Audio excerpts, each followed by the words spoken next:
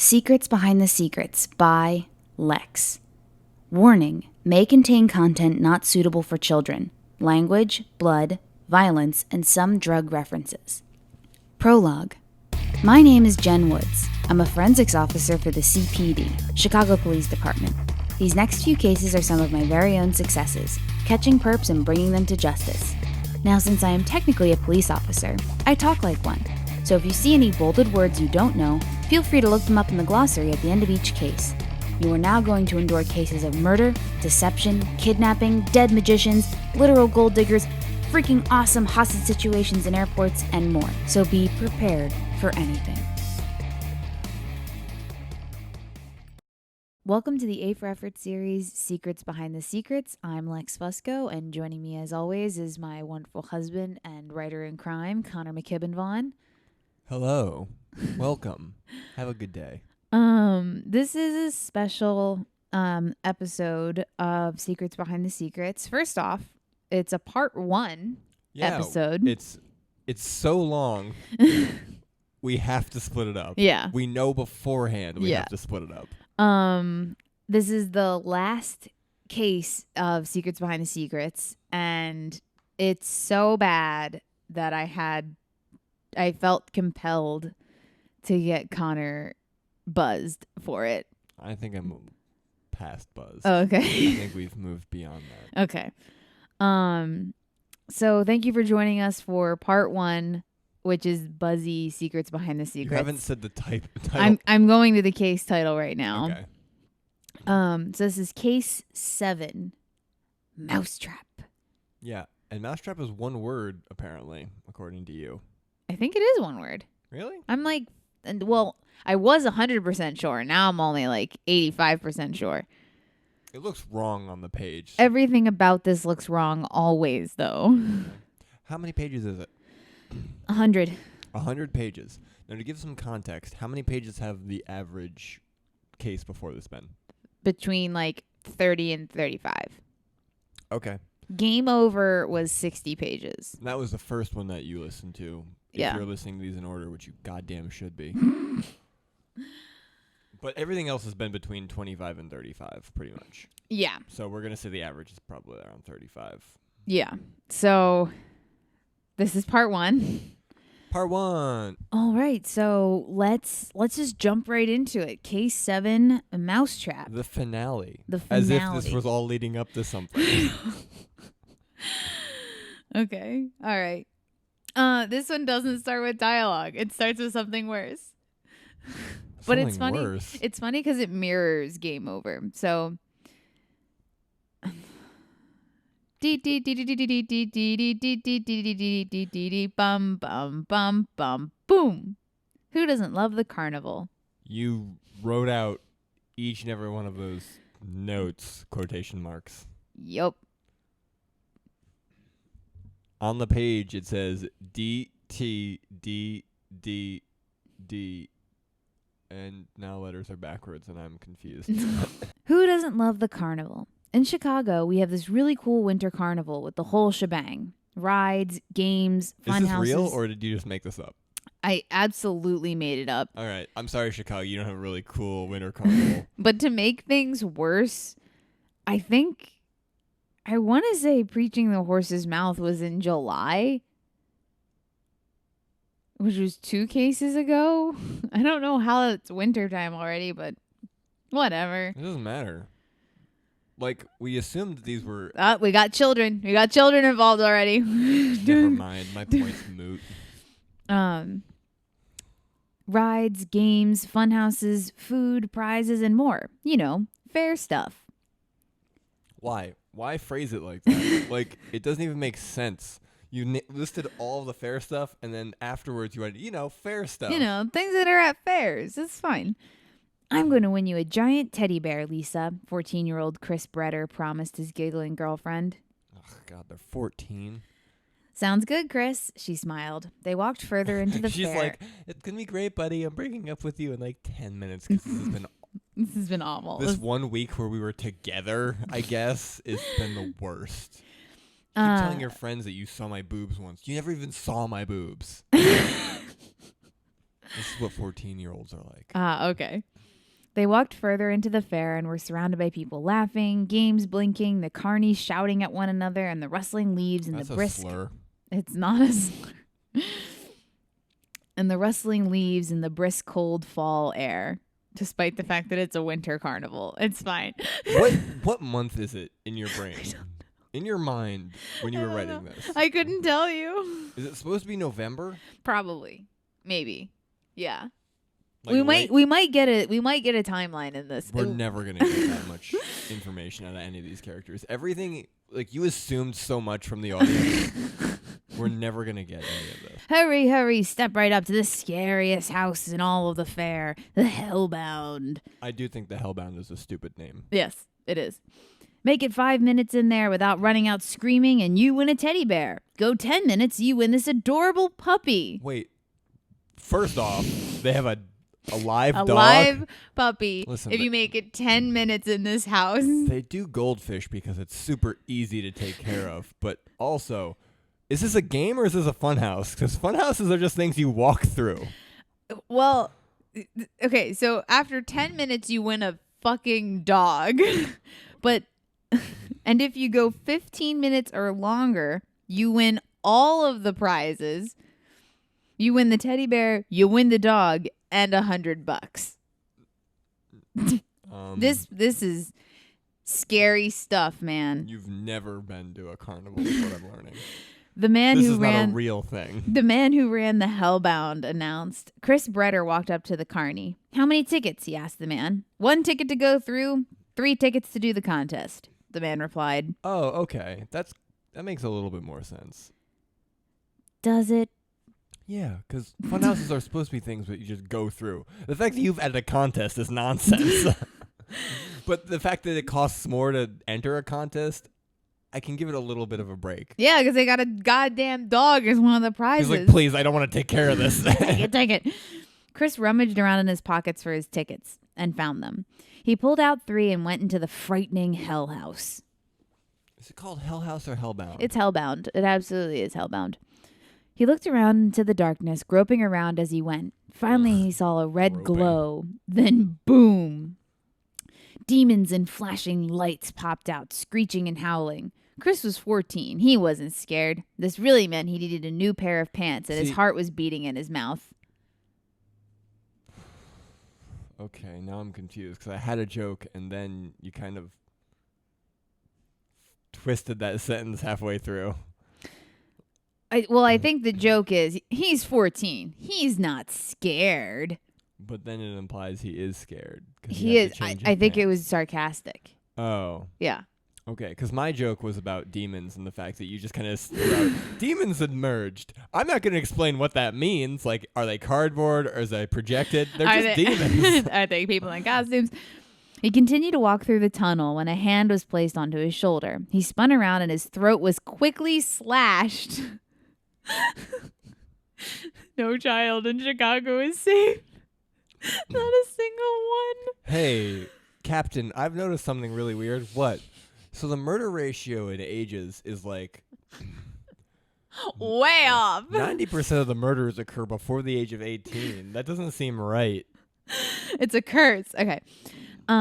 He spun around. Was built on an ancient Native American burial ground.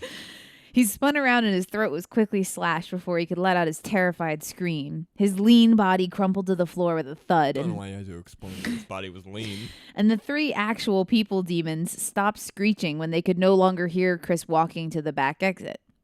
Hey, kid, come on. We have more people who want to come in. Okay, so they are in costume. Yeah. That's now been established. The blue demon yelled. These kids come into the house and then they stop. It's so inconsiderate, the second one complained. Kid? A blue fairy called. A fairy? A fairy. Sure. Foul tasting fairies. That's what is that from? That is from the cinematic classic Legend. Oh, is it actually? Yeah, Meg Mucklebones tries to eat. I think it's Una when they're in the swamp.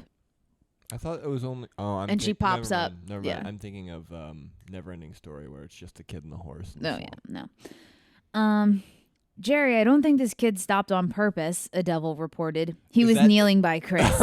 He's like, hey, I'm just real casual about the fact that I found a dead body. The employees walked over and the girl screamed, "Call 911," and they all ran out. Nick, Lex, and I sat in a booth at the Roll and Go Diner about 10 minutes away from the carnival. Are you just going to be pissy about the fact I'm just so sad that I exist. Just so sad. I will never not be sad. See, without context, that sounds like a really depressing sentence.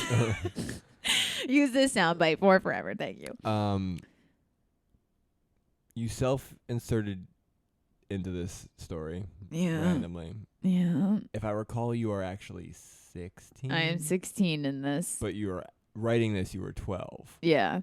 By this point in time, yes. Oh, my God. Does it, I forget. Are you spelling it the way you spell your name? Mm-hmm. So it's definitely you. It couldn't be more me if it tried. Cool. Yeah, it's great. Lex took a bite of her burger and sipped her root beer as I finished off my water. Nick thumbed the small I brace. don't even like burgers.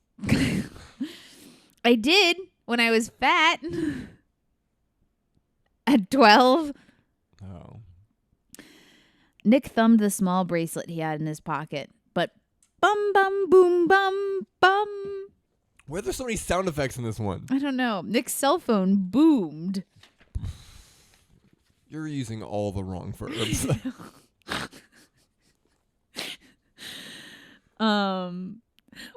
the hell? I don't even know what this is.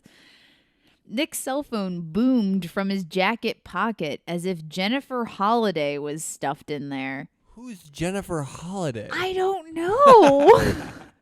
Like, I knew all the other vague, random 2007 references I had thrown in there, but I have no idea who this is. I couldn't have meant Hudson. I sure hope not, because those are very different. I've got to set this thing on vibrate, he mumbled, despite the fact, again, this is the first time in the entire book that his phone hasn't been on vibrate. I think you, as a person, hated the fact that certain phones weren't on vibrate, and every chance you got, you were like, put your phone on vibrate. No, you know what it absolutely was? I heard this joke somewhere, probably on one of the shows that I was watching at the time. Oh, someone's phone rang and interrupted, and I was like, I got to set this thing on vibrate. And you were like, it's comedy gold. yeah, so I was like, I'm going to put it in my book. And 3 times, apparently. yeah, well, it's only twice. It's only been twice. All right, don't try and defend this. I do it, and it never seems to work out, I laughed, despite the fact, again. Anyway, Kragan, he greeted. Nick, it's Paige. Just got a call. Murder at the carnival. Backup will be there in 20. We're kind of backed up. Paige answered, then hung up. We have to go, Nick said. Aren't there like official channels that they need to go through and not their boss just going, why aren't you at work? Nick said, signaling for the check and putting his phone back. What's up? I asked. 4:19 at the winter carnival up the street, Lex said. We both looked at her. Your speakerphone's on. I could hear Paige across the room. What, you couldn't? She smirked. This makes Jen look like a goddamn idiot. It gets worse. You ready? I don't even think Superman could have heard that, I said. Well, then Superman must be deaf, she whispered. The waitress walked over and set the bill on the table. We paid and I left a tip on the table. As we walked out... It's good that you specified that. Yeah. As we walked out the door, Nick gave instructions. Okay, Paige said the cavalry will meet us there in about 20 minutes. Lex, you stay in the car, he finished. Lex rolled her eyes and we exited the diner. I have to point out that you've referred to every other police officer as the cavalry. Again? Often. I know. And I don't know why. Probably because that's how they were referred to in something I was watching. You're too easily influenced. When we got to the carnival, Nick and I got out of the car, followed by Lex. I told you to stay in the car, Nick whined. I don't need to stay in the car. Hey, more kids are kidnapped at a carnival than anywhere else. I'm not going to sit in the car and That's wait. That's absolutely not true. Really? No. Oh, that seems like a fair statistic, though. No, that's absolutely something you just made up. Or you heard. Is that your excuse for the entire goddamn episode? Because I did no research for any of this. Most so. kidnappings happen by someone they know. Yeah, but don't you go to the carnival with people you know? No. Huh? You don't? No. Okay. I don't go to the carnival. No. That's the end of the sentence. I'm not going to sit in the car and wait. May as well paint the car in bright yellow letters. Take me, she smiled, and we continued to the Lock scene. the doors and lie down, you stupid 16-year-old you. All right, Jen, I'll start processing and you'll get employee statements, Nick asked. That's not her job. Again, I'm going to go back to this because it's the goddamn last episode. She shouldn't be taking statements. Take pictures, swab liquids. Shut up, Jen. First off, Nick was the one who was like, you should go take those statements. It's not Jen's fault. She should know. She should be like, Nick, that's not what I do. Maybe we should wait until Michaels and Kane come to clear the scene, I suggested. I can handle it. What's the worst that could happen, right? Nick agreed and went into the hellbound. You know what? You know what the worst thing that could happen is, Nick?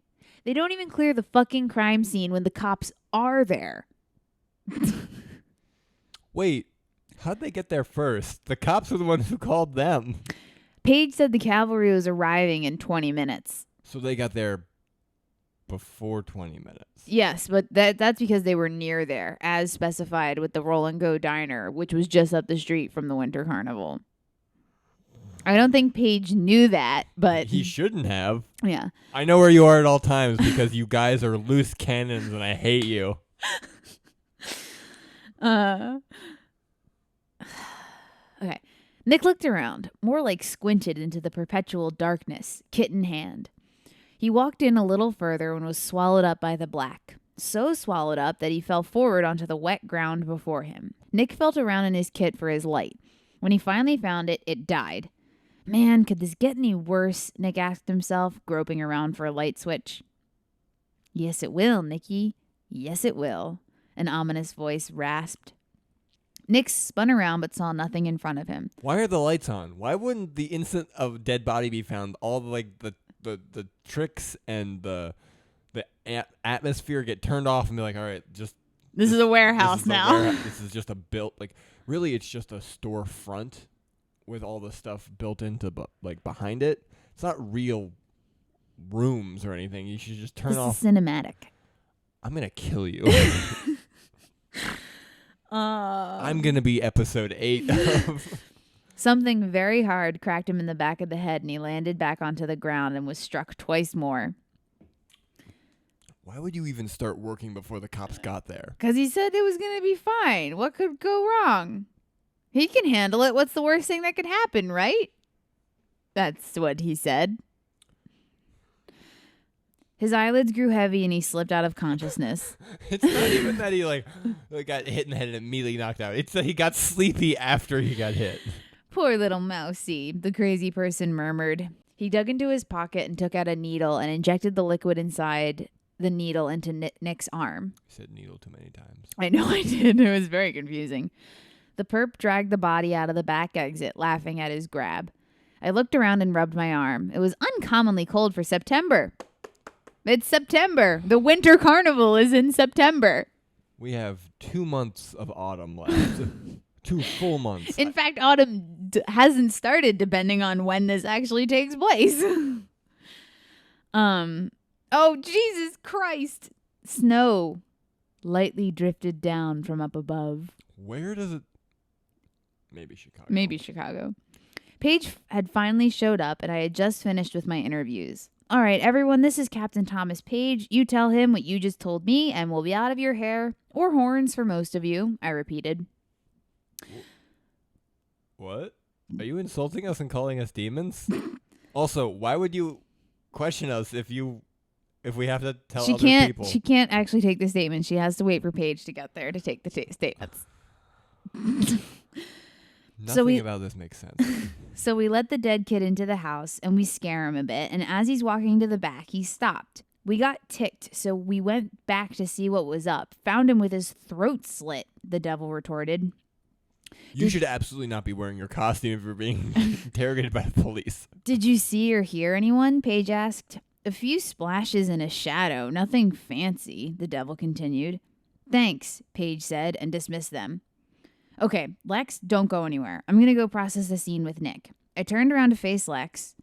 Or I'll stand here like an idiot and talk to myself, I said to the spot where Lex had once been. I turned back around and saw Lex on top of a tall, dark, black Arabian horse. Oh. Hey, Jen, what's up? She asked. Why is she so calm about everything? You, evidently. Where did you get that horse? If this explanation will contain the words fleeing the country, passport, Mexico, or borrowed, you're going to end up doing a Christopher Reeve, I replied.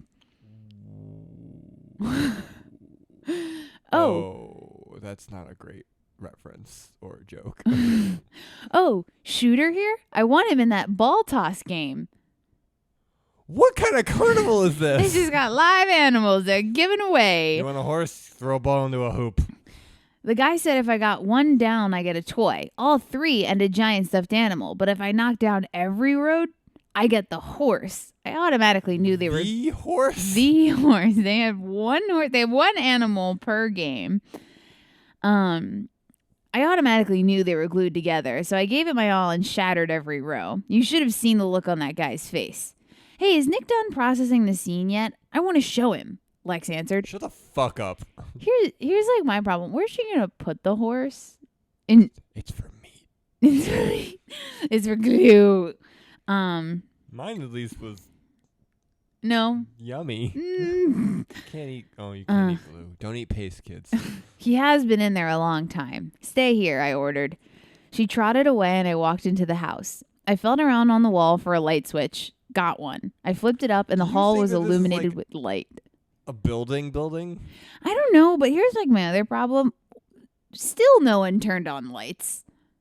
Like, wouldn't that have been like a red flag for Jen? Like, hey, Nick, why didn't you turn on any of the lights to process this crime scene? She knows he's an idiot. Oh, she knows that he's a bad cop. Hey, Nick, you better get out there. Lex won a horse, and you don't exactly have a ranch in your backyard. Nick, I called He out. has a backyard? I thought Yeah. it was an apartment. No, he is a house. I called out, but my partner didn't respond. I looked around, but I couldn't see Nick anywhere. Paige, I yelled, and walked forward to Nick's kit that stood in the middle of the dark hallway. On top of the kit was a tape recorder and a note. Paige entered the house. What's up, Jen? He asked. I put my gloves on and picked up the tape recorder. I can't find Nick, I replied. I pressed play on the tape recorder, and I really regret that I had. Jen! Nick's scream bled from the speaker of the tape recorder. I think Nick's going to be a little late, my love. See you soon, another maniacal voice rasped. Damn. There are two of them now? What do you mean? There are two serial killers? Like, someone hit Nick. I think the person who left the tape, I think that it's the same person. It said two different voices. It said another voice rasped. Other than Nick's voice. That's confusing. Yeah, it's fine. Jen, Nick's scream bled from the speaker of the tape recorder. I think Nick's going to be a little late, my love. See you soon, another maniacal voice rasped. Damn, this is why we should have waited, I whined. I read the note. It was very disturbing. Thank you for your observations. This is the note. Is it? Oh, it's a picture. It's a picture. My dearest love, yes, this is a very unfortunate event to lose such a fine person like Nicky, but you'll get over it. We'll be together soon and then you'll forget about him. I love you, so I'm going to give you a chance to find him. You have 10 hours before I kill him. There is no guarantee that he'll want to be alive by that time, but I love you. Felix M. Oh, he just gave his name. Yep. Yo, my name is Felix, and I have a crush on you. I'm going to express that in the worst way. Killing all of your boyfriends. Not boyfriends. Friends who are boys. Oh my God, do you think the perp's referring to me? I asked, totally and completely creeped out. I have no idea. Don't. Yeah, he never actually calls her by name at any point. Just keep saying my love. It's actually Thomas Page. I have no idea. Dispatch, we have a 207, Page said into his radio. Are you making these numbers up? 419 is absolutely a murder code. For what? According to who? Is it different by I don't know if it's different. I don't know if it's different by precinct or state. State. I don't know. Whatever. Again, no research. No research. Paige said into his radio. I flipped out my flashlight and shined it over the dark corner at the end of the hall. Paige walked before me back into the corner, gun in hand. It's clear, Jen, Paige reported. I shined the light over the floor. I bent down and picked up a lonely needle on the ground. There's still some blue stuff in here. I'll run it by Claire, I said, and placed it into an evidence bag. It's not going to help. Nick's already unconscious and gone. Knowing how he was made unconscious isn't going to help you. Nick? Hey! Lex screamed. Lex, Paige and I said at the same time. We rushed out of the house. Paige give a shit about Lex? It's because she's a child at a fucking crime scene on a horse. The fact that you had to say that sentence. I know. We rushed out of the house and saw Lex sprawled out on the ground. Lex, I asked. I tapped her on the head. So gentle. So Isn't kind. she still on a horse? Nope, she's on the ground. Lex, what's up? I asked, helping her off the snowy ground. Nick, the guy took Nick, she stuttered. What happened? I repeated. I saw the guy putting up the board, and it's Nick. He has Nick, Lex cried. None of these words are making sense with each other in this sentence, so I'm hoping that we're going to get an image soon. Paige led the horse away, because the horse is still there. Jen, I think I know what she's talking about, Paige grimaced. A large canvas with a small Polaroid tacked to it was standing about 3 feet in front of me, with a message painted in blood. I walked over and plucked off the picture of Nick on the ground in the hellbound. See you at our wedding, it read on the back of the board. I took out a swab stick and put the sample back into my kit. I took out my antiseptic and dipped a cotton ball into it. Antiseptic is bolded. Been over this, yes. It's bolded again, though, as if I'm going to give it a new definition. I dabbed at the blood on the canvas, and the reaction concluded positive for blood. Lex walked forward and kicked the board so hard it cracked in two. Hey, this is evidence, you stupid brat. Lex! I yelled, detaining her from dishing out another blow. Jen, I saw him. I saw the guy that took Nick. I saw him putting up the poster and the van. I tried to stop him, but he had this bat thing. She cried. Listen, this isn't your fault. Hitting boards... Like an animal bat or like a baseball? I think a baseball bat. Probably a baton. Listen, this isn't your fault. Hitting boards and blaming yourself isn't going to help. We are going to find him, I promise. We have to, I assured. What if the twist is that they don't? He's dead. It's 100 pages of just mourning. I hugged her as tears rolled down her face. He's my big brother, Jen. We have to find him. Shut up. Lex blubbered. I know, Lex, I promised. Paige, who was staring at us having this golden family moment, walked over to us. Hey, you guys, get back to the lab. I have almost every available unit out there looking for Nick, and Lex's description of the vehicle will help, Paige smiled. I have Nick's memory. I could be half blind and could still point out that clunky tin can. She jeered. Does Nick have good memory? That's never been established. Let's go, I finished, and I led us away from the crime scene and into the parking lot. As I clicked the unlock button, soft, snowy crystals fluttered down graciously from the heaven. We loaded into the car, and I started the vehicle. Are you sure we're going to find him? I need to be positive, because when I'm not sure about something stressful, walls get fist-sized holes in them. Ask Nick. She stopped. I promise. You're abusive? Is that what you're saying? No. I think she's angry. Yeah. Doesn't mean abusive. Listen, anyone who puts holes in walls is abusive in some capacity. Normal people don't do that. People with problems do that. People who need to get better do that. She's an angry little girl. Yeah, who needs to get better at controlling her emotions. I promise, I replied, and went to the lab. To break the awkward silence, I turned on the radio. Are you going to find what you've lost? The commercial said. I immediately changed it. Mickey, where are you? I've lost you, and you haven't come back. A woman's voice sung. Is this a radio play? No. After that, I just turned off the radio. Wow, is that supposed to be comedic? I don't know. Well, yes, you do. Well, do you think that somebody's trying to tell us something? Lex asked from the back seat. and the cynicisms never Why isn't cease she to sitting amaze in me. the front? She's 16. That's where Nick's supposed to sit. Ugh. And the cynicisms never cease to amaze me, I mumbled under my breath. I pulled into the lot at the lab and we both got out. Lex, this is Barry. Barry, this is Lex. Barry is our sketch artist in the Have lab. we ever met? No. Nope. She's shaking her head no at me. You are going to tell him what you saw and he's going to draw it, I introduced. It was a horse. Dude, you just left at the carnival, by the way. No, it's Paige's now. He's like, I have to fucking take. You know what? I'm just gonna eat it. I'm gonna shoot it. Why does this horse keep ending up being meat? Have you ever had horse meat? No. Yummy. Jen, wait, Lex called after me, but I rushed down to the hallway to Claire. You're in good hands, kid, Barry smiled. Okay, but this is probably going to be really different for you, Lex answered. Oh yeah? How? He asked as they walked down to his studio, as he called it.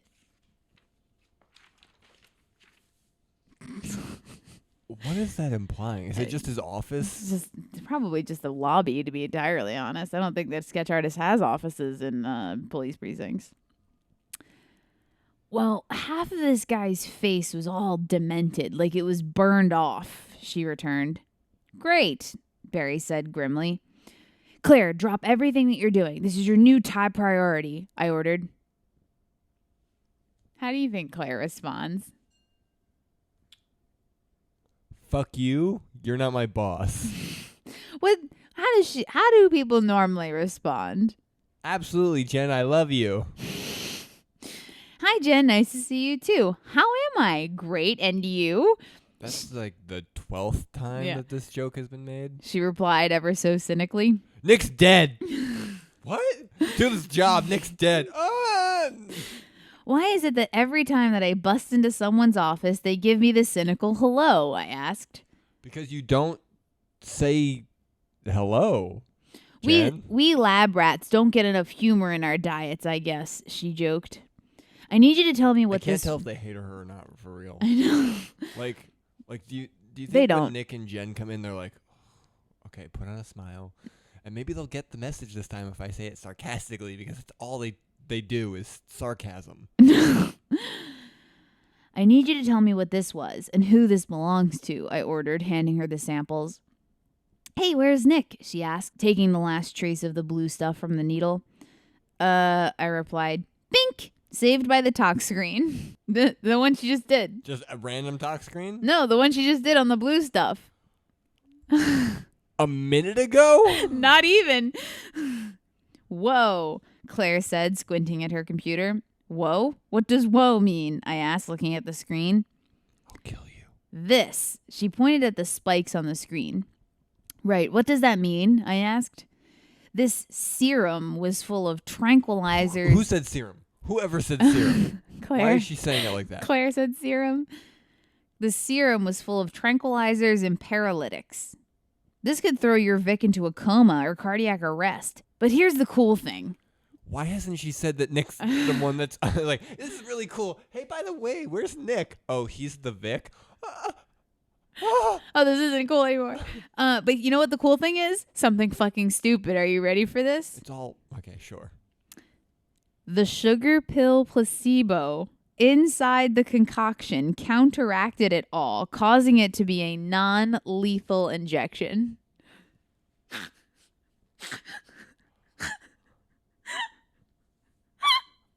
Your face. Your face.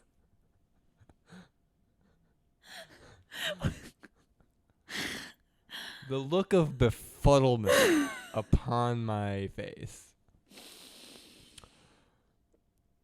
So it should have killed him, but they added sugar to it? It's a sugar pill placebo. That doesn't mean anything. Claire reported with a very serious look on her face. Hi, layman's terms, Claire. Claire, layman's terms. I joked, pointing to me and to her as if I was introducing ourselves. She explained her joke because I wouldn't have gotten it. This would only subdue your Vic for about 2 hours. This would only subdue your Vic for only 2 to 3 hours, Claire said in a duh tone. A duh tone? Yeah. Yeah, right. I knew that, I Why returned. Oh, also, I got a hit on the blood. Oh, Claire continued. Oh, what? You can't just say these disturbing words and then stop, I exclaimed. The blood belongs to Nick, and the talk screen shows the same concoction as the one in the needle. Nick's the Vic? Claire asked, like she was just told that her boyfriend was cheating on her. He was taken from the scene. It's not exactly something you start chatting about with friends, I moped. They're not friends. They're fucking coworkers, and this is a case. This is important information. Jen, you are infuriating. In a large warehouse, Nick was dumped into a chair and bound with cable ties and rope. What? How does Jen know any of this? Yeah. She's an omniscient god. She's trapped in her own hell. Felix, and in parentheses, the bad guy, reached into a... Really? It says that? Yep. Oh, thanks. Reached into a black bag on a surgeon's utensil table next to the sleeping Nick. Another syringe with a red liquid inside was shoved into the side of Nick's arm, and Felix pushed down on the stopper. Red, blue, what's next? Yellow? I don't know. Dispersing the fluid into him. Felix disposed of the needle and began emptying some more tools onto the wooden table next to some more interesting torture toys. About 10 minutes later, Nick stirred in the chair and woke up feeling as if a drill was being screwed into his head. What the? He asked, looking around, dazed and confused. That is not the... That is not the... I don't know what you're going for here. Blank on the word. Response? Yes. I mean, good enough. That is not the response I'd have if there was a drill going into my head. It was, what? He asked, looking around, he's confused. He attempted to stand up, but when you're bound to a chair, that doesn't happen. What a roundabout way. What a bitchy way of saying he's tied down. Hey, he yelled at Felix. Why am I not dead? He asked, realizing his situation. Also a weird way of saying, where am I? Why is this happening? Just, why haven't you killed me yet? And the guy goes, Felix goes, oh, I didn't even realize that was an option. 1 second. No. Here's my problem. I completely know why this guy is the bad guy, because his name is fucking stupid, and his parents set him up for failure. Are you ready for this guy's fucking name? Is it not really Felix? No, it's Felix. That's not the thing I have a problem with. Hello, Nikki. My name's Felix Mant. I'm cringing. M-A-N-T. I don't like that last name. You remember me, don't you? Felix inquired, taking off the ski mask he was wearing, revealing his demented face. Demented? Is he like... He's burned. Half of his face is burned. Lex gave the description to the sketch artist. I don't listen to anything Lex says. Why wasn't he wearing a mask then? He took it off so he could see when he was loading Nick into the van, obviously. Do masks obscure your vision? He's Yeah, wearing the wrong mask. I know. The image burned into Nick's brain. The memory of the name and face hit him so hard it made his head hurt even more. I'm glad that we all have context for this, so that this is a huge moment for us. You're the loony that stalked Jen a few years ago. I shot your... When did this happen? It happened a few years ago. But it was so traumatic that we don't mention it anymore. Because, you know why? I shot your brother when he tried to kill her. Memories. Nick smirked, working his hands out of the restraints. Stalkers who both wanted to... No, I think Felix stalked Jen, and Felix's brother tried to kill Jen, probably for unrelated reasons, or probably to stop his brother from stalking her. You can't stalk her if she's dead. Sound logic. You can't argue with it. At least, I'll just become obsessed with her grave. At least none of them are children. He already killed the children. I know. Of course. Why did he do that? To get them to respond to the crime scene. There are so many crimes. You could have just waited. But he couldn't control the response. She seems to go for every crime. I know.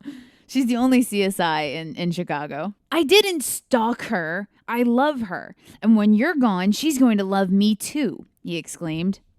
Sorry to break this. She doesn't love me, you stupid idiot. We're just friends. Sorry to break this to you, Felix, but I'm in love with my sister. Wait, what? Sorry to break this to you, Felix. Love is dates, roses, and kisses. Your version of love is sleeping on her roof, calling her 80 times a day, and having pictures plastered to your walls. Sorry, man, but that's stalking. I call you 80 times a day. Back to my original question, why am I not dead? Nick, you're taking this extremely well. All I have to do is get my hands free, and then I'll kill him. Nick jeered, continuing to slip out of the ties on his wrists. Yes, he got them out. The struggling Wait, is that an actual line? Yeah. Oh, it just happened? Yeah. This guy's fucking terrible with knots. He wasn't in the Navy. Like me. Wait, Nick, what? He just pops both his hands out, and Felix doesn't even notice. Nope. The struggling worm is more appealing to the catch than a dead one. This is the thing. You go fishing a lot, Felix? In Chicago, I can't comprehend what Jen sees in you. Well, when I open you up, maybe I will, Felix replied. Wait, are you killing me or not? I'm real confused. Commit or don't. I think that was probably the craziest and dumbest thing you've said. You probably just made me somewhat insane. That comment was so dim-witted, Nick mocked. Jesus fucking Christ. Hot or sharp torture first? Felix droned. He turned around. You don't have any cold? I'd really appreciate some cold. I hate cold. If you knew anything about me, this is why you fail. You only stalk Jen. You don't stalk your victims. He turned around and looked at the table displayed with sharp, pointy objects. Nick bent down and swiftly untied his legs and took off toward the door.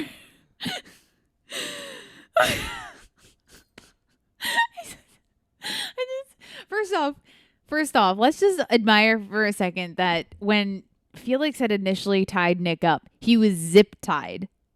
He was being zip tied to this chair. And he somehow got out of that. And he just bent down quickly and untied himself and then ran.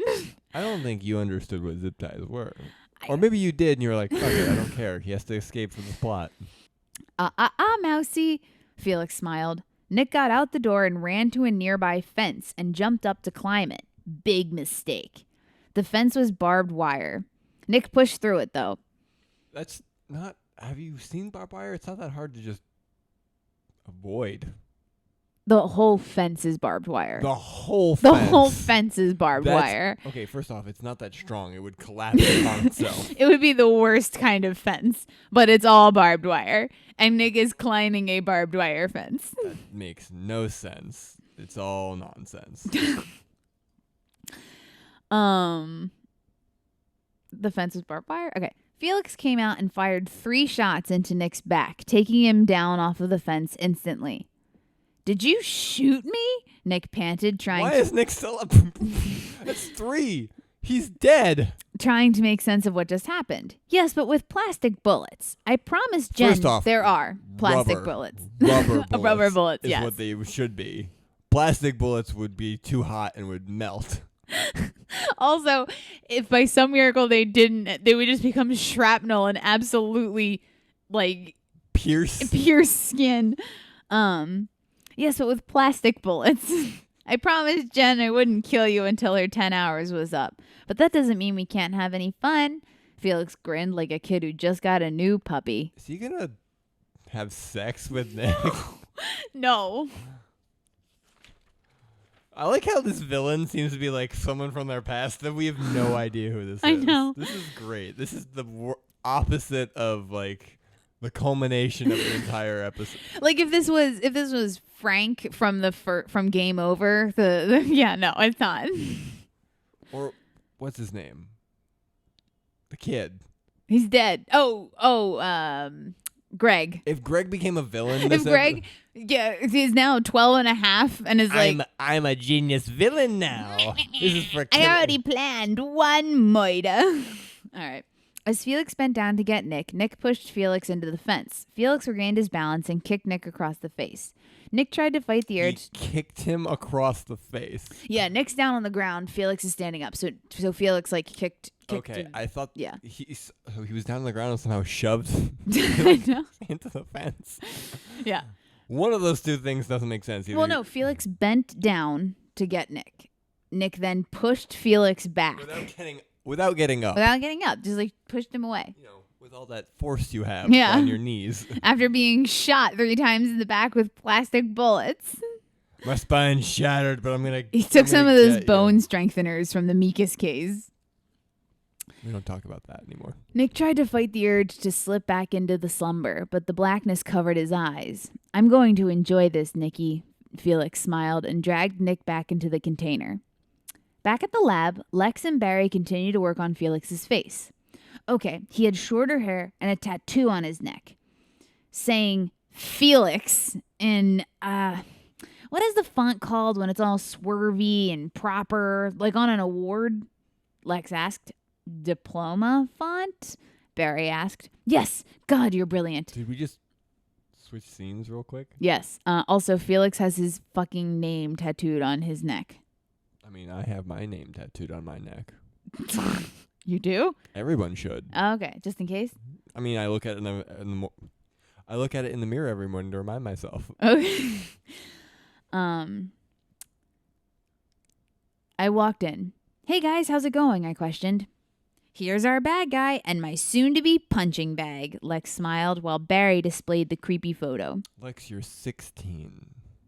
Wow, I managed at the sight of the hideous picture, yet somehow it seemed a bit familiar. Jen Woods, you have a package at the front desk. Jen Woods, package at the front desk. Is this like 7? A voice said over the intercom. Intercom? There's an intercom.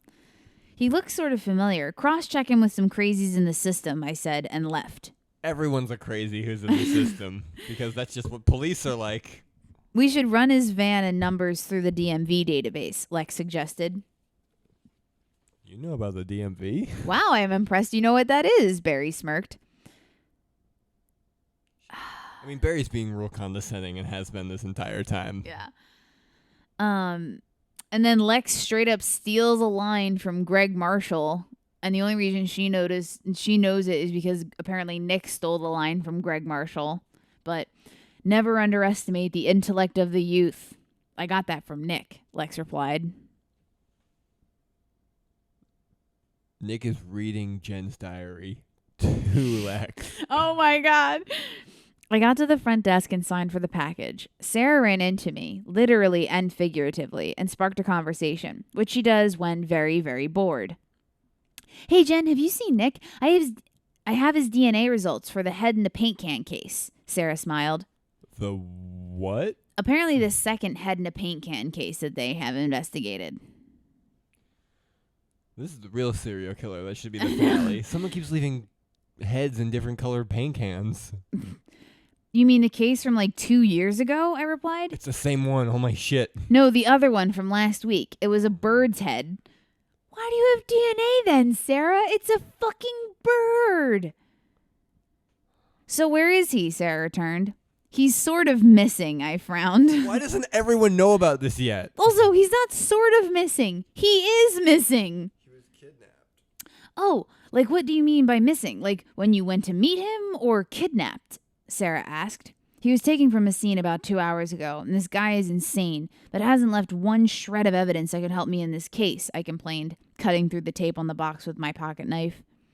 Don't worry, Jen. How many stalkers does she have that call her like love? And she's like, it's probably like, could be a dozen different guys. I'm so popular, right, Lex? I've met you for like a month. Don't worry, Jen. We're going to find him, Sarah comforted. I looked into the box and almost threw up.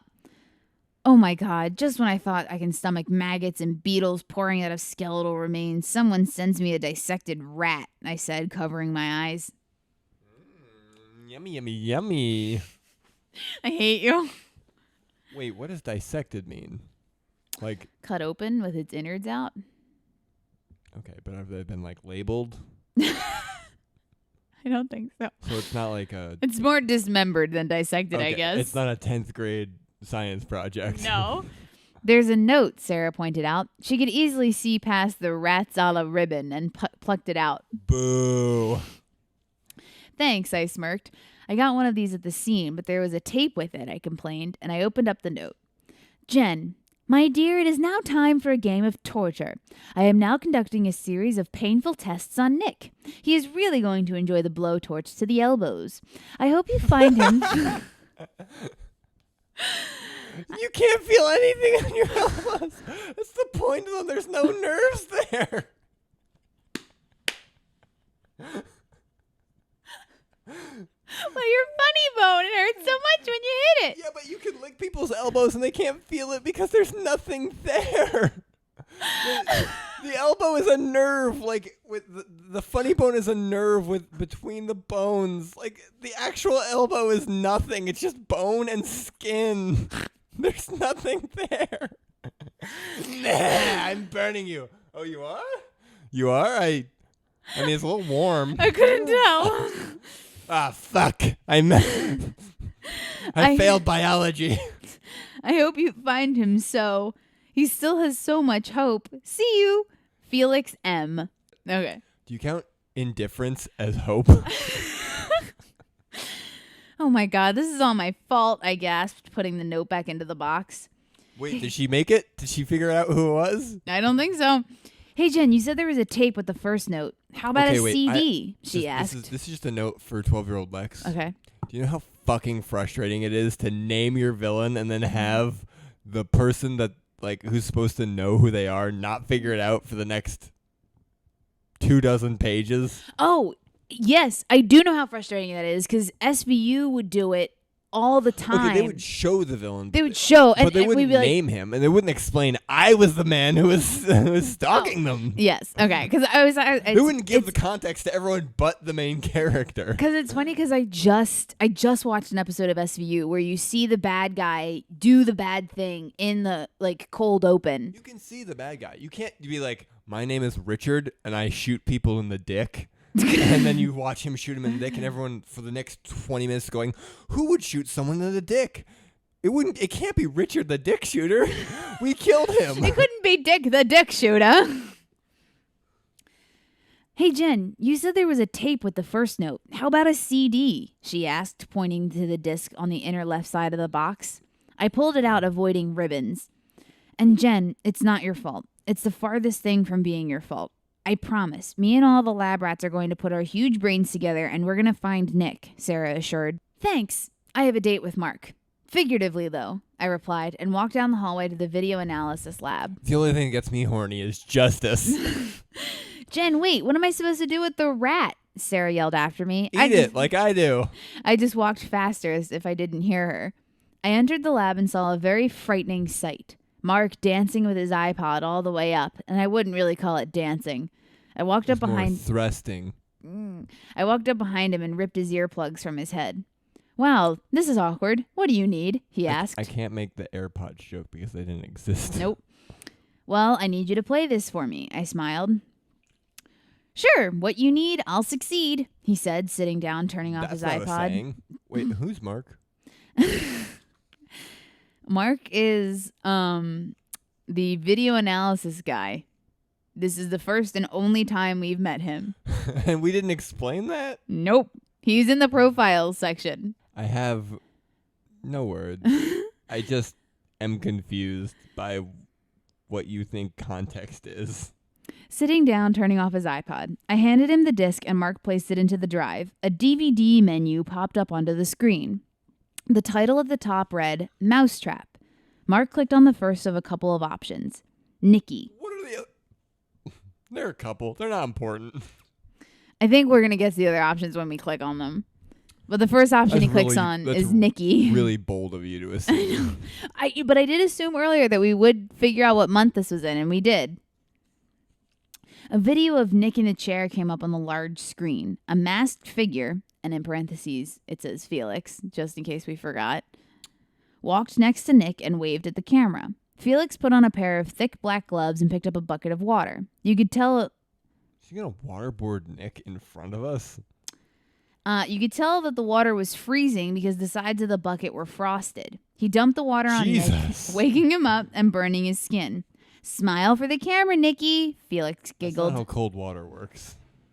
It burns. It's like frostbite. It burns. Doesn't feel good. I've jumped into ice melt and I didn't get burned from it. But it could feel like it burns. Nick looked straight at the camera. What's this? Are you going to videotape torturing me? Yeah, real original. Wow, Nick is like super cool. He's like, sup, babe? Soup's original, bruh. That's what 6 stalkers like you do, I suppose. Nick smirked. Felix grabbed a hairbrush from the table. Do you think this was cool? Did I think what was cool? How calm Nick is? Connor, I don't think you understand. When I wrote this, I thought I was the coolest fucking person on the face of the goddamn planet. But you watched the TV shows where people were kidnapped and they weren't this cool and calm and calculated. Yeah, 'cause this is better. Okay, now I'm understanding. That's also, disclaimer, not true. You're just okay. Making this up to cover your ass. No, I think I absolutely did believe that as a wee bab, and I'm just smarter now. Felix grabbed a hairbrush from the table and hit Nick in the face with it. What? Ow! You could have punched me, you dick. Nick's cheek where the brush had struck him began to bleed, but Nick kept his cool. I am not a stalker. If he kept his cool when he got waterboarded, he's going to be cool when he gets hit. I am not a stalker, nor am I ill, Felix exclaimed and put the brush down. This video is for Jen, so be nice, Mousy. Felix grinned behind the mask. Jen? You're sending this tape to Jen? Jen, don't look for me. He's crazy. He's just going to take you if you find me. His name is Felix, man. But Nick couldn't finish his warning due to the fact that Felix drove a letter spike through Nick's thigh. A letter opener. He stabbed him with a letter opener. It's not a letter opener. I know exactly what this is trying to be described as. What is a letter spike then? So do you know in restaurants and places there's the spike that you put receipts on? No. Okay, it's a spike that you put pieces of paper on, orders, etc. Do you know the pikes that shawarma are on, basically? They're called kebabs. I mean, yeah, but it's the stand. Yeah. Yeah, kebabs are normally like the full skewers, but it's like that. It's like a pike, basically. Why letter? Letter. Because I couldn't figure, because you put pieces of paper on it. You don't put letters. You put receipts. Why not just stab him with a knife? Why is he hitting him with a brush? He obviously came prepared, but not at the same time. Could he not just do a quick Home Depot run? He just cleared stuff out from his bathroom that he had. I couldn't afford a hammer, so here's a hairbrush. I didn't have any knives. I'm not allowed to go into the knife drawer at home. So I took this from my dad's office. Don't tell him. Felix yanked it back out and tossed it onto the floor with a clatter. Felix tied a gag around the struggling Nick's mouth and he walked over to the table. Felix picked up a club. So he does have something like that. Now, is this like a billy club or is this like just a piece of wood? I couldn't tell you. Felix picked up a club and banged Nick in the head until Nick's eyes closed. Nick slumped back into the chair. He's unconscious now. I did my job. Felix walked in front of the camera. Love you, honey bear. Felix smiled and clicked the camera off. The screen went black and back to the menu. Is he supposed to be like relatable? What is his deal? He loves her. No. Yeah. He loves her. Oh, that's not good, Mark said quietly. Thank you for your astute observation, Mark. I covered my mouth with my hand to prevent me from screaming. Jen, you've been so cool and calm. Why is this the only emotion that you're feeling? As much as I don't want to, we have to finish the DVD, Mark frowned. He clicked on the second title box. Agenda. When Paige walked in. Jen, can I talk to you? He called from the door. But when he saw what we were watching, it piqued his curiosity and he came in to watch. Ooh, is this porn? Ooh. Dinner and a movie, Mark said, and we continued to watch. Knives, lemons, lighters, needles, nails, various metal spikes, and other torture objects flaunted across the screen. And finally, a 9mm strode on. Strode. A title came up onto the screen. We're going to have fun, Paige read aloud. Okay, I missed something, Paige declared. The lights came back on, and Mark ejected the disc from the drive and put it into a case. They turned the lights off for that? Yeah, so they could see. I picked up my kit and showed him the second note. He also left me a dissected rat in a box, but Sarah took care of it. Did she? Did she just leave it in the lobby? The only thing we have on this freak is a partial name, a deranged face that isn't in the system. He has Nick, and he loves me. Wow, we got the whole shebang with this one, I announced grimly. What's the partial name? Paige asked. All we got was Felix M.A.N. That's all Nick could say before Felix drove a metal spike through his thigh, I replied. Why did you tell him my name? You're stupid, Felix. Stupid. We also know he's stupid smart, Mark chimed in. Stupid smart? I asked.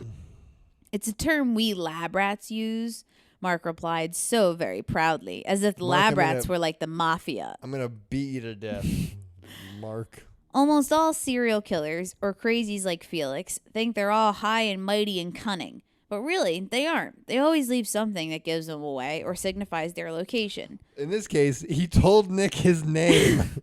He's also been signing all of his letters Felix M. There can't be that many Felix M's in Chicago. There can't be many Felixes in Chicago. Ever. Mark said, pulling up a still from when Felix was thrusting the spike through Nick. Gross. What? I asked. Look at the back. The warehouse wall has a logo on it. It looks like Louie's Big Fish. Mark said. Ah, yes. The classic Louie's Big Fish. Love that Chicago brand of fish. Zooming in on the picture of the large, big-lipped fish with a slanted fedora hat on it. Did you just make this up? Yep. Those restaurants are everywhere in Chicago. And there's a restaurant? Yes. And there are hundreds of fish warehouses or even regular warehouse piers in Chicago. Did you think that Chicago was a seaport? Chicago now has piers. Lots and lots of piers. You know, Chicago near all that water. It's kind of near one of the Great Lakes. That's not all. There are some crates behind Felix, too. Maybe we can backtrack suppliers. If I can enhance this image, Mark added Zoom and enhance? Paige, stop looking for the van. This guy didn't keep it. Look for medical suppliers of stores that sell drugs to the extent Felix has them. Mark, find that warehouse or narrow down its location. Do a Boolean search for it. Is that bolded? Yes. Okay, good, because I don't know what that means. We only have 8 hours left to find Nick, I barked. We were all about to break when Paige's beeper went off. He picked up his cell phone. Ah, Jen, we have a problem. 419 at St. Mary's Memorial Hospital. I'm pretty sure it's your boy, Paige said. You mean there's other crime going on? No, I said it's part of this case. There's thank God. Only one case happening at once. Paige said. We rushed out of the lab and into the parking lot. I'll meet you there, I called from my car and raced off in my Ferrari. She immediately runs out of the room as he's finishing that sentence. Then he goes, what, ring, ring. Hello? I'll meet you there. Oh, Jesus. Okay. At the warehouse. You could have said that. Nick sat in the chair, cut, bruised, and burned. His leg throbbed. It was bandaged with a shred of fabric with a round circle of blood in the center. Hey there, tough guy. I thought I lost you after that 17th cigarette burn, Felix chuckled. Nick didn't respond, just kept a vacant Felix, stare on his face. Smoking will kill you. You should stop. Well, let's continue, shall we? We only have about 2 hours before it begins to get wet in here. Felix grinned. Don't look at me like that. What does that mean? You'll find out. Is that sexy talk? It's not. It's actually, Connor, it's one of the most convoluted things I think I've ever done in my life. Remember tide? No. Remember that one time when I shoved not one, but 2 people into horses to hide their bodies? Okay. Yeah, it didn't make any sense. This gets more convoluted than that. So just prepare yourself. The sprinkler system is going to drown them? No. Felix grinned. He walked over to the emotionless Nick, the surgeon's utensils tray rolling before him. Why does Jen love you? He asked, eyeing and brushing against all of the hurtful objects on the tables by him with his sadistic fingertips. Nick just looked at Felix with a small smirk on his face. He spat on Felix. I'm not telling you anything. My dick's huge and yours isn't, bitch. We don't even fuck. We're just friends. But she likes me because I have a big dick. I'm not telling you anything. You can torture and kill me, but I get to die knowing that Jen is going to kick your crazy ass and is never going to love you. Nick smiled. Felix reached for a cauterizing iron. A cauterizing iron? Yes. Just a hot iron? Yes. A poker? Yes. And placed it against Nick's chest. You're an ass, Nick panted. The pain burned him immensely. That was the ultimate in swear words. Sick burn. Not motherfucker. It was, you're an ass. Not an asshole. You're a donkey man. Felix picked up a sharpened screwdriver and forced it into the same hole where the letter spike once was. But Nick only gave a small twinge. Why not just a regular screwdriver? I don't think a regular screwdriver would go in easily. It's already a hole. Yeah. A dull thing would hurt more. Felix ripped it out, hoping for a scream, but Nick just continued to stare ahead, feeling the blood slowly leaking out. Fine, I'll ask again. Why does Jen love you? Felix questioned again, this time picking up a Louisville Slugger. Stalker, Nick mumbled, and Felix swung at Nick's chest. The pain was agonizing, but Nick held firm onto the expressionless look. Felix freaked out, and the last few marbles that he had blew out of the top of his head, and he struck Nick again. What a weird way of saying he got angrier. Come on, Nicky, give me a shriek. What a comedic way of saying he got angrier. Felix smiled. That didn't hurt, Nick huffed out. Okay, Felix said, and struck him 2 more times. Like, I'm giving you shit for this, but this honestly reads the same way the scene in Casino Royale. Oh, when the sheep is battering Daniel Craig's balls? Yeah. Yeah. No, I'm getting the same kind of vibe. And did you ever, in your entire existence of hearing this, think that Nick and James Bond would ever be on the same page? No, but that's because I don't think Nick ever thought that he would be anything more than like a milkman. Okay, Felix said, and struck 2 more times. Nick couldn't help it. He let out a small moan. Now that hurt, didn't it? Felix smiled. You can't hurt me. I know Jen could never love a psychopath like you. You know that deep down inside, I am right. You know that you are nothing but a sick, crazy stalker. She's going to catch you and give you what you deserve. A nice ass kicking, and she'll never love you. Nick continued to pick at Felix like you pick at a scab. Like, she's going to beat you the shit up. Not, she's going to shoot you in the brain. You're going to get arrested. Like you're committing you've murdered a child. You're going to get shot. You're going to get gunned down. The last thing you're going to feel is a bunch of bullets going in your body, and then the very next thought is, oh my God, there's no heaven, there's no hell. Oh my God, I'm going to die. And oh my God, I'm going to be back in Chicago, forced to work at the Chicago Crime Lab for the rest of my eternal life. And then she wakes up, where am I? Hi, you're a lab assistant at the Chicago You're Crime a lab Lab? rat. You're a lab rat now. Felix got so mad he reached for the gun and fired. Bam! Everything went in slow motion. The guns... Let me do this. Let me do this all dramatically. Everything went in slow motion. The guns boom after the bullet was discharged from the barrel, the physical round whizzing towards Nick, the fiery brass ripping through his skin and burrowing into his humerus. Damn, arm shot. Very fatal, Nick jeered. I got shot. I'm super cool with it. It's fine. I'm fine. I'm gonna continue this facade of being absolutely fine. There are scars that. Wait, can we just admire for a second that, like, in case 1 game over, Nick is beaten up with brass knuckles and has like 5 broken ribs, but this he's been quite literally beaten with a Louisville Slugger, and he's like, it's fine. You can just say baseball bat. Louisville Slugger is the silliest way you can say that. Felix smirked and fired again. This time, the bullet entered through a couple of ribs, just missing Nick's stomach. What? Yeah. These are real bullets this time. You got shot in the what? This time, the bullet entered through a couple of ribs, just missing Nick's stomach.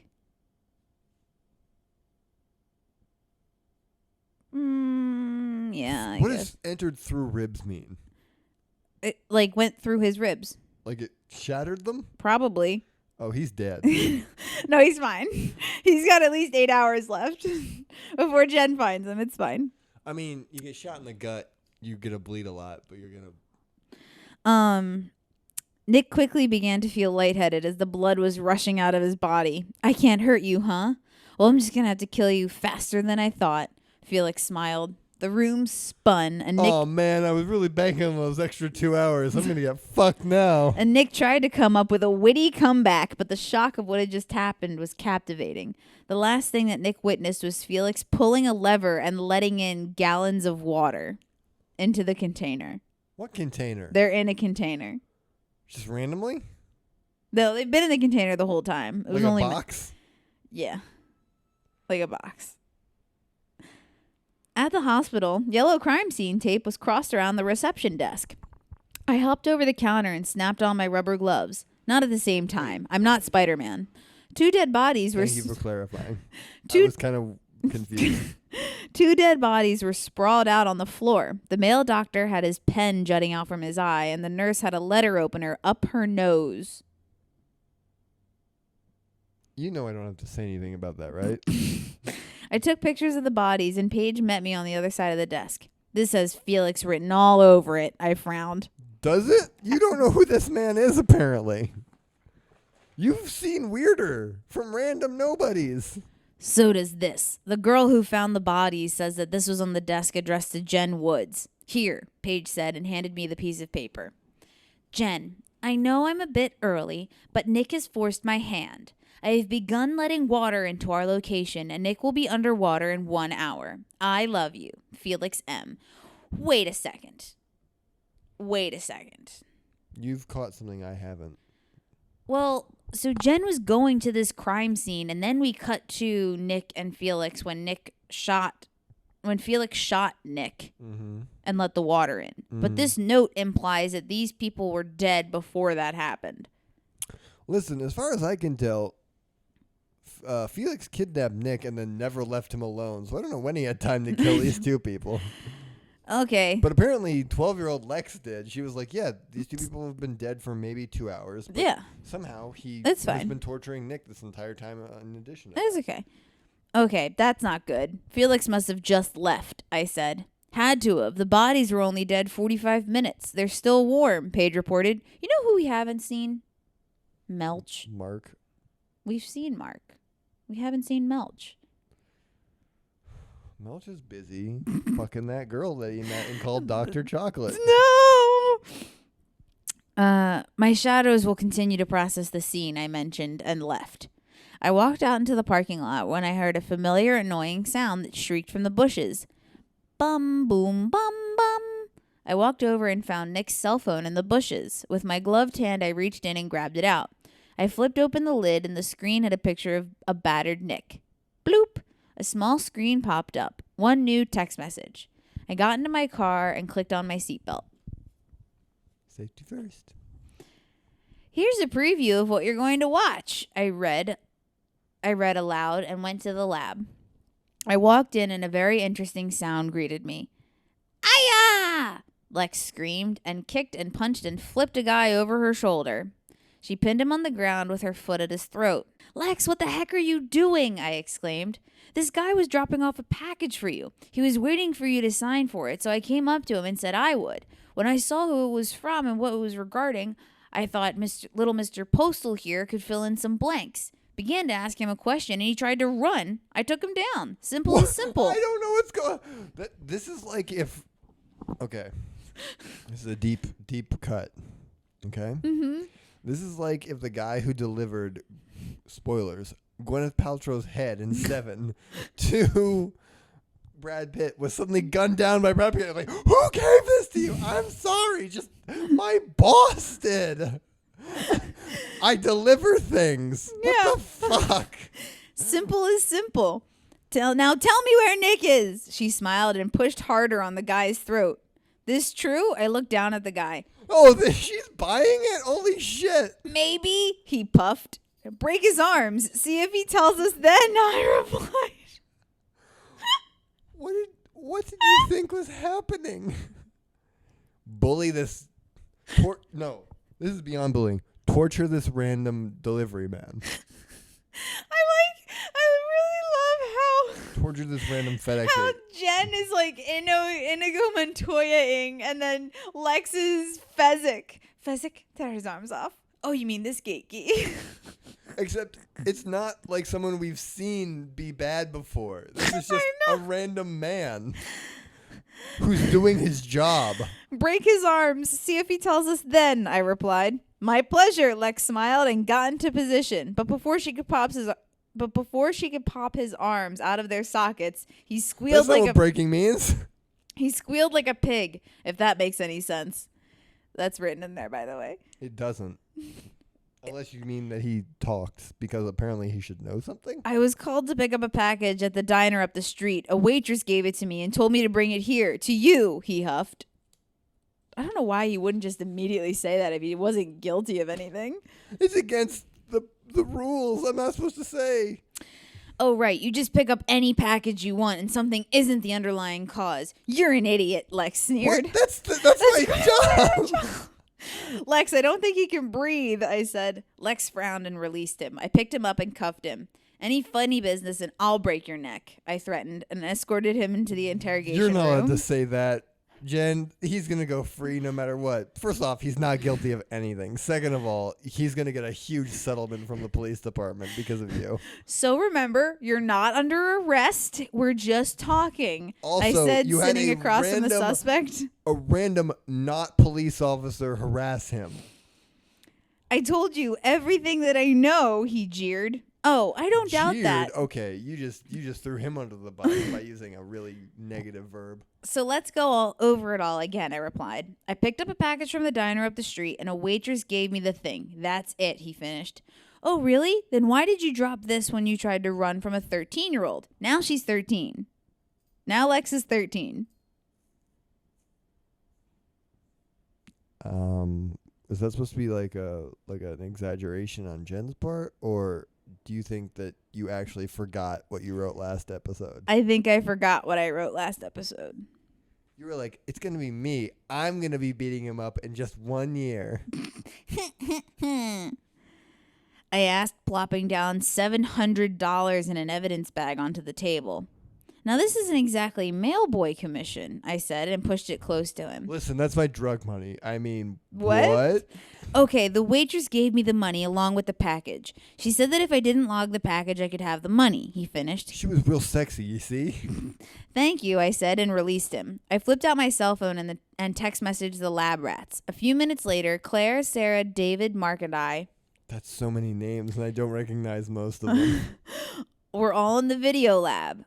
Okay, time to step out of your comfort. There's a video lab? That's where Mark works. That's his cave? Yeah. I'm sorry. I said cave. Cage, because we've never seen him before, so obviously he's locked in there. Okay, time to step out of your comfort zones, I said aloud. What comfort zones? Mark asked. Listen. I look at really weird things all day. I mean, I'm the video guy. You know what they send me? It's all child porn. For some reason, they keep sending it to me and they're like, process this. I'm like, what do you mean process this? This is just child porn. There's nothing to figure out here. Listen, this guy seriously has some attachment to me. So maybe he was a previous suspect, victim, so on and so forth. Sarah... Did she forget her own stalker? Yes. Is that what really the plot of this episode is? I just forgot I had a stalker for a little bit. I like how she forgot, but Nick instantly recognized the guy. And he was like, oh, I know exactly who you are. Let me recite all of the bad things you did to Jen. That's for the audience because we never got to see it, and you knew it. You knew we needed the context because it wasn't there. I know. Sarah, Claire, and David, you guys go to the evidence room. Scavenge anything that has to do with this guy. Get out of here. I mentioned you because I wanted you to be a part of this, but now you're no longer needed. Get out. Felix MAN. Good luck. Mark, I need you to play this. Felix left me another video and then we'll hit the evidence lab. I laid out. Wait, shouldn't we watch? Maybe we'll notice something that'll help us on our fishing expedition, Sarah suggested. The lab rats. Are you doubting the fact that I can observe my own goddamn video? No, Jen. That's not what I meant. That's she pulls I up swear. against Sarah? No, that's not what I meant. I swear. Sarah suggested. The lab rats stood behind her in agreement. I nodded and gave Mark the green light to play the other lab rats, those stupid idiots. gave him the green light to play the USB drive. Before Mark could play the video, Nick's cell phone rang. We all just looked at the black phone on the table. I picked it up. Woods, I answered. Oh, it's so good to hear your voice. Felix beamed on the other end of the line. Felix. It's so weird that you say Felix when she doesn't know who it is. It's so stupid and weird. Felix, listen. Let Nick go and I'll meet you somewhere, I said. The lab rats gathered around. Nah. You want to talk to him? He's been quite adorable when he's struggling. The gag and bleeding ensemble looks good on him, Felix remarked. Put him on the damn phone, I glowered. Felix turned around and pulled Nick back up out of the rising water. Felix roughly removed the gag from Nick's mouth. Was he drowning? Yes. Say hello, Mousy, Felix smirked. Wait, are they both in the water? Yes. But, it's probably, up to, Felix's calves. Nick's in the chair. Hello, Nick gasped. Nick, it's me. Where are you? Are you okay? I panicked. Jen, he shot me. Nick replied. I'm bleeding to death. That's a whole thing. Felix grasped Nick's wounded arm and gripped harder and harder. That's not the wound you should be worried about. It's the fact that he shot me in the goddamn stomach chest. It's really hard to determine because he simultaneously hit my ribs and stomach.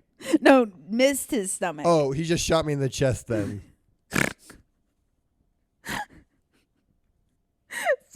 No other important organs are in that area. Listen, it said it went through my ribs, so it probably hit my lungs or heart. I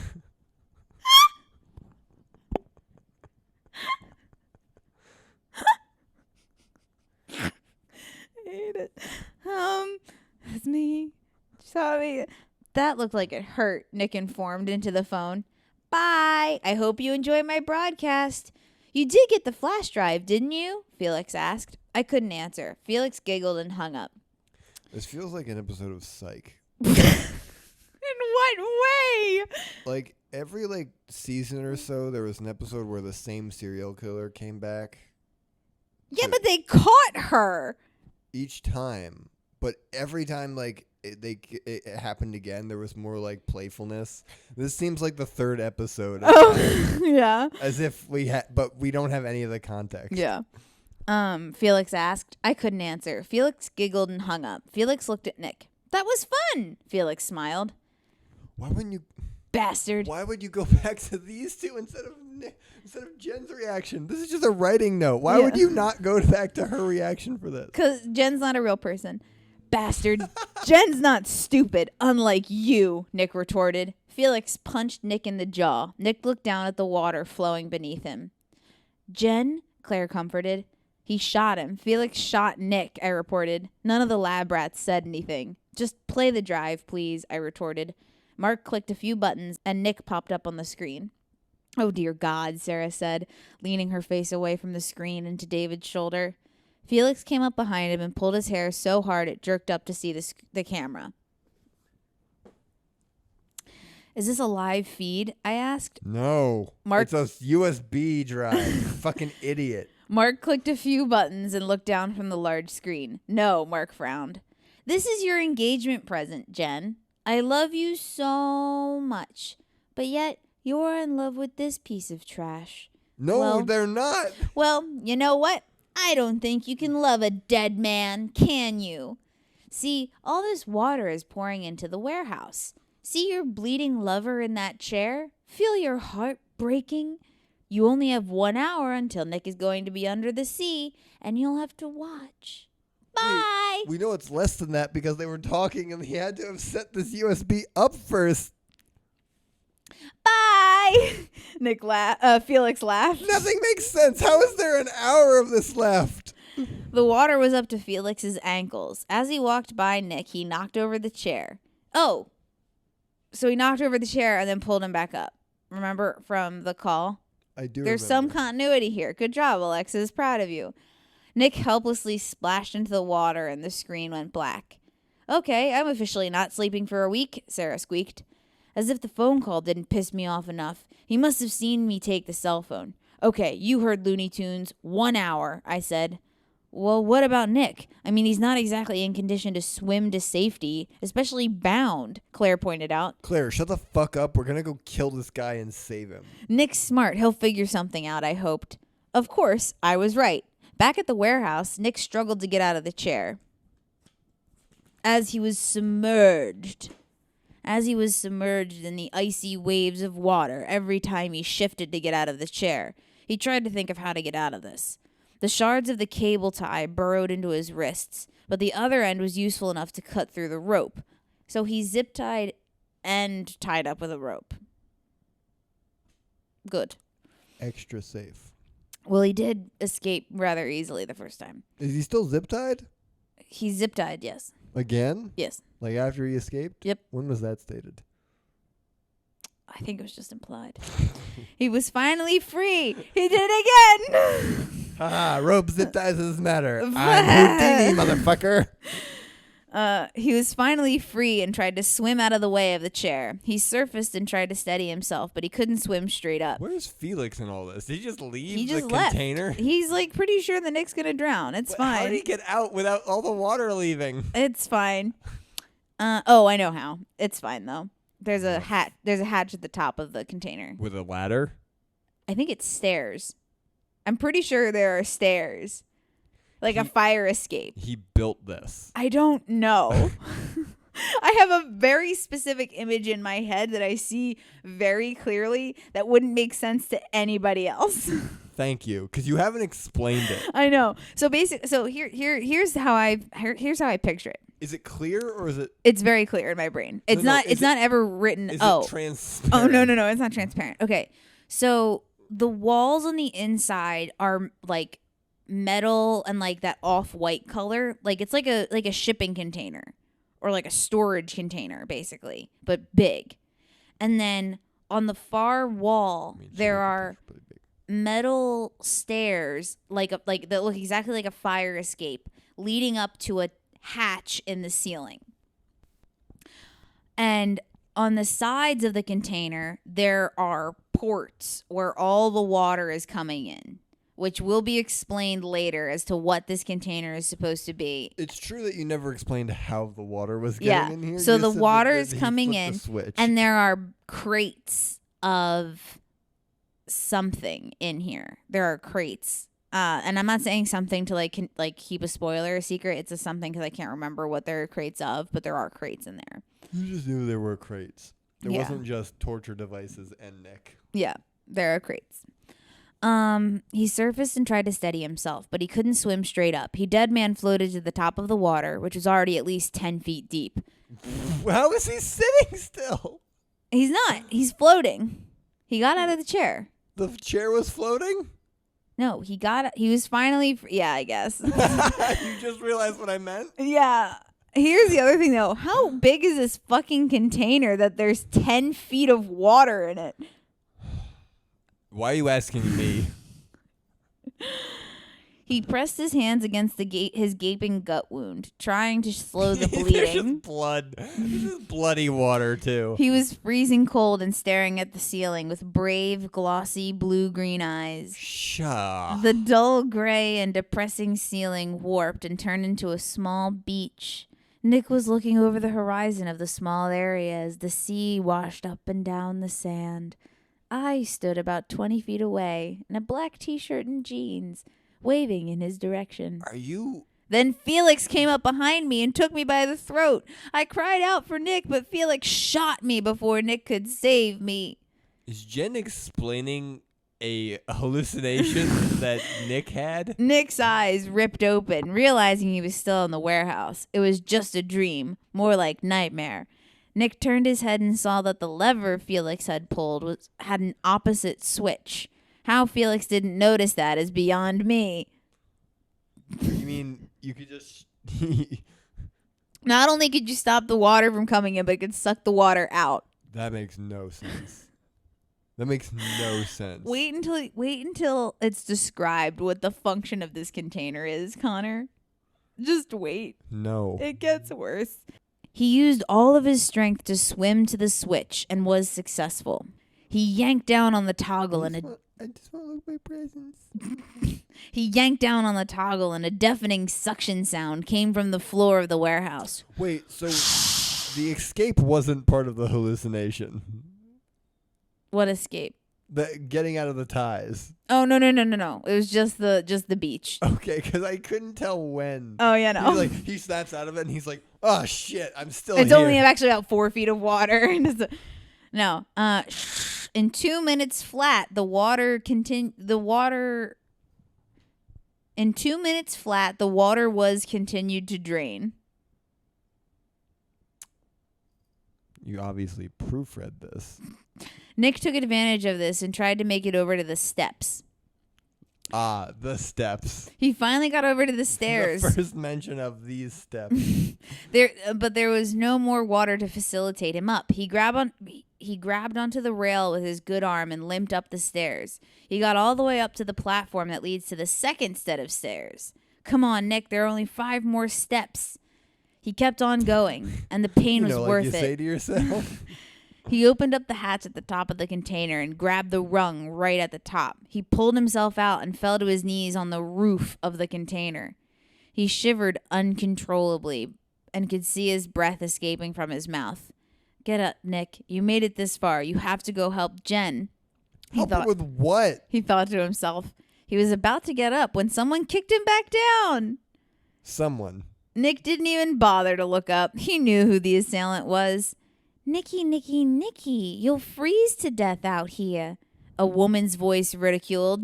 Dun, dun, dun. Nick decided to look at the source of the voice. He saw a womanish figure dressed in all black with a ski mask covering her face. You're with Felix, huh? Sorry then, Nick said. For what? She asked. Why are you giving her a... Because I wanted to be a dumb bimbo. She's Harley Quinn? Yeah. This, Nick began, and he kicked her legs out from underneath her. She fell onto her back, but she got up and stabbed Nick with a hat pin that she had in her hand. It began to snow harder. He kicked her. She fell down, and he did nothing. He was just like, I did it. I'm not going to get up. I'm not going to run. I did my thing. Shh, hush now, she smiled. Bitch, Nick stuttered as it got colder and darker in his eyes. Let's get you inside. She smirked behind the mask and dragged Nick back into the container. I'm going to have sex with you because my deal is I'm in love with you. Oh, no. She tenderly dragged him down the metal stairs and then laid him back into the partially wet ground. Or it's you. It's not. It's evil, Lex. Sleep tight, she simply said, and went back up the stairs. Get it? No. That's backwards. Oh. After hearing the door slam above, Nick cracked open his eyes and looked around the container. He noticed the crates and Felix's medical bag and torture utensil tray that had sprawled out along the floor. Nick inched toward the bag and opened it up. He searched through it, hoping that there was something in there that he could use to stop the bleeding. He found a white cloth and the cloth that... Yeah, he's been bleeding for a very long time. Why hasn't anyone stopped that? It's fine. The cloth Felix used to drug Nick. Nick took it out of the bag and held it against his stomach wound. Jen, hurry, he panted, but passed out on the cold ground. At the lab, boxes of cases and papers were spread out everywhere in the evidence analysis lab. Eureka! David screeched from the back of the room. He rushed over to the rest of us. I have it. Eric Mant. Ring any bells? He asked, handing me the file. I'm an idiot, I said, as it all washed over me. Holy shit, she admits it. As it all washed over me like a bad dream. Eric Mant raped and murdered a girl 7 years ago. Nick and I just became partners. It was our first case together. And Eric Mant wasn't exactly the nice guy suspect. He was this drunk, ugly creep. His brother, his brother, Fred Mant, told us that his brother lied about being with him that night, and Eric burned his house down. I saved Fred, and he was under the delusion that I loved him. I paused. This is why I am an idiot. Wait, you've said 2 names, and neither of them have been Felix, so. This is why I'm an idiot. He stalked me, slept on my roof to be close to me, and called me every day. Nick thought I was in trouble, so he stayed at my house. One night, when so charmingly... I wasn't in trouble. I had a handle on it. Nobody gets... No one gets the drop on good old Jen Woods.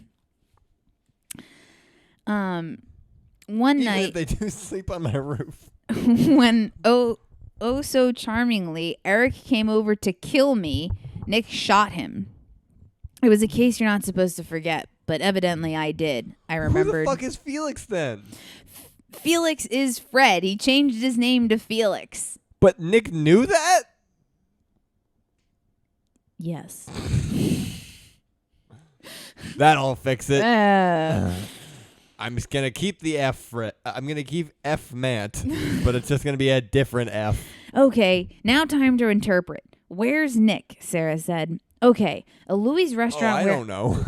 Okay, so there's a Louis restaurant warehouse in Chicago. Felix, Fred, obviously has access to medical supplies. That's really the answer? He just changed his name? God damn it, this is all my fault. If I had gone to that stupid house, Nick wouldn't be drowning, bleeding, or in this mess, I exclaimed. I walked out to cool down. This is a time where I have no idea what's going on. This is probably more of a female moment thing, Mark pointed out, and Sarah and Claire followed me out. I sat on the ground up against the wall. I don't do well with emotions or anything not video related. And Sarah and Claire joined me. Sweetie, go home, take a shower, relax for a second. As you said, Nick probably found a way to get the water down. Come on, it's Nick, Sarah comforted. And it's not your fault. Look at that kid, Claire said, pointing to a sleeping Lex in the lounge. You're going to bring back her big brother, alive and smiling. Jen, go do your thing. We'll all get Nick back together. Promise. Claire smiled. Thanks, guys, I said. Watch her, please. Just make sure she doesn't kill anyone, I laughed, pointing at Lex. They both gave an approving smile, and I was out the door. She's not going to take the only little, like the girl that no one else is responsible for with her? I know. I'm just here, and I'm either 13 or 16. On my way home, I stopped by the diner to talk to the money bag waitress. I walked in and asked the girl at the counter, Candy, if there were any package boys in here in the past few hours. She ran. Great, I mumbled, and I chased her. She ran toward the exit at the other end of the restaurant. I saw a football team. May I borrow this? CPD, I said, and grabbed the football that sat on their table. No, it's our only one. I walked a few feet, aimed, and tossed it at the center of the running waitress's back. What? Yup. Damn, girl, one of the players said. I smirked in reply. You haven't said anything, but that's racist. Why? Because you know why. That's not racist. It's obvious. I caught up to the woman and cuffed her. I tossed the football back at the team on my way out. Okay, what is it with you bad guys and running in packs? I mean, now even the waitresses are running from me, I barked. I don't know what you're talking about. Why did you throw that ball at me? She sneered. Hey, Blondie Bimbo Barbie, I'm not in the mood for games right now. Now where is my partner? I know. I asked, pinning her up against the wall. Her name's Candy. Of course she's blonde. With a K? No. I pulled her up by her hair. Let's try a simpler question. Jesus Christ. Oh, wait, no, that gets worse. I jumped ahead. Okay. I asked, pinning her against the wall. I don't know, she smirked. I punched her in her smug little face. I pulled her up by her hair. Let's try a simpler question. Where did you get all the money that you gave the postal boy? I asked, yanking her blonde extensions. Listen, this creepy guy came in, gave me $1,500. He says to give him the package and then the $700. He gave me the address and I gave it to the postal character. That's it, I swear. She swore. Duh. Okay, but I swear to God, if I find out you had anything to do with my partner's disappearance, you better be looking over your shoulder, because I'll put you in the penitentiary that's worse than hell. Wait, you're a cop? Oh, thank God I can sue you now. Have a good evening, I threatened, and went back to my car, a lot happier than I was, despite the fact she didn't get any new information. Oh. I drove home to take a quick shower, No, and then... just she needs therapy, and instead she's beating up random civilians. I drove home to take a quick shower and then head back to the lab. I got out of my car and felt a tap on my shoulder. I spun around and pointed my gun at his head. Felix was standing in front of me, grinning. Now, is that any way to greet your husband? Shoot him. He asked. Shoot him right in the head right now. Why is she not? Well, because she doesn't know where Nick is. She can find that out later. He asked, putting the gun down. I couldn't move. I had Nick's kidnapper right in front of me, and I couldn't move. Felix, where's Nick? I asked. I had no idea why. I mean, like he was going to tell me where he was. At least she knows it's stupid. Let's not talk about him now, he said. You know, I think it would be a real act of love if I could watch him die, I lied. I mean, what was I thinking? I love you. I smiled. Being gutted alive would have been less painful than saying that. Come on, let's go! He shrilled. He's a dum-dum. He opened the door to his van and took my coat. He's a little dum-dum who's like, oh, the instant she says anything positive about me, I am a lump of goo. You're such a gentleman. But wait, let me get my purse. I can't go anywhere without it. You know that, I smirked. Of course. Where was my head? He rolled his eyes and I went back into my house and went to get my ridiculously large purse. Oh, she has one of those. Oh, have to use the restroom, I gleamed. Women. Am I right? Wait, Felix yelled. I shuddered and turned around. Yes, I wondered. Give me your cell phone, please. I'll put it with your jacket. I'll wait out by the car. Love you, Felix beamed and took my cell phone. I went into my bathroom and grabbed my first aid kit. I cracked it open and snatched the roll of bandages, a few gauze pads, and some antibacterial peroxide. I rushed out and into the car with the most despicable homicidal maniac I have faced. We swerved around a bit, and I tried my best to memorize the route. Yes, Felix was a homicidal sadistic maniac, but his driving is what scared me the most at the moment. I guess driving like a chicken with its head cut off was just part of the maniacal package. When we finally came to a halt, he herded me out of the car, and I slipped my jacket back onto my person. He led me to a booth with a dead guard inside and took his key card. He walked me down to the pier. Yes, there is now a pier in Chicago. Attached to what body of water?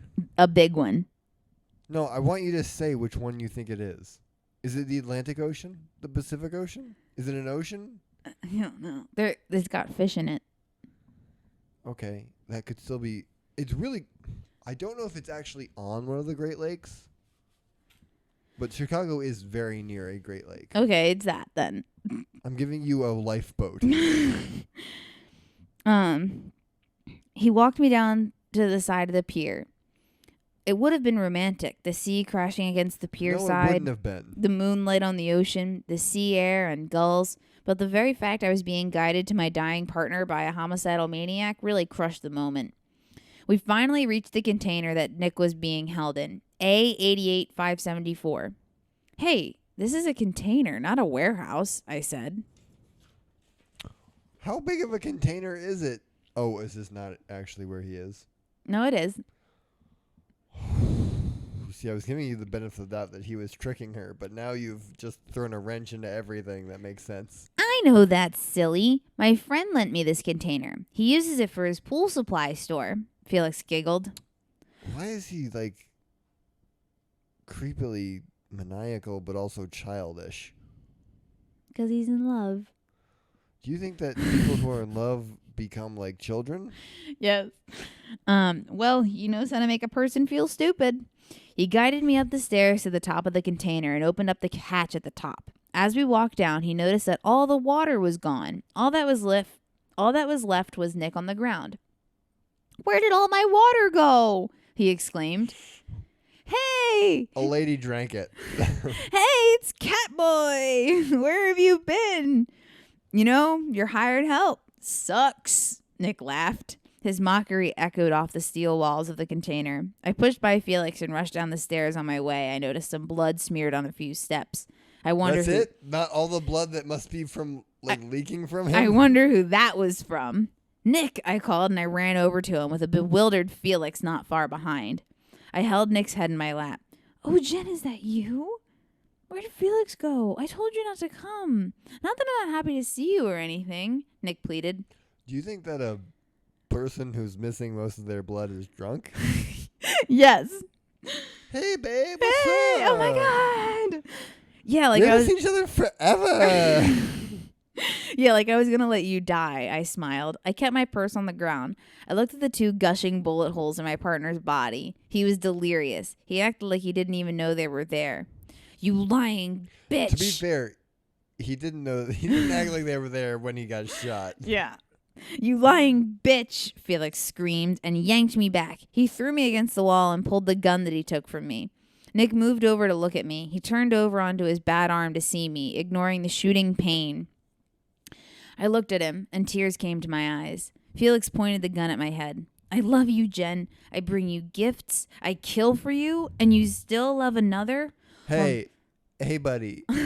How many women have you met that have been like, you know what really gets me hot?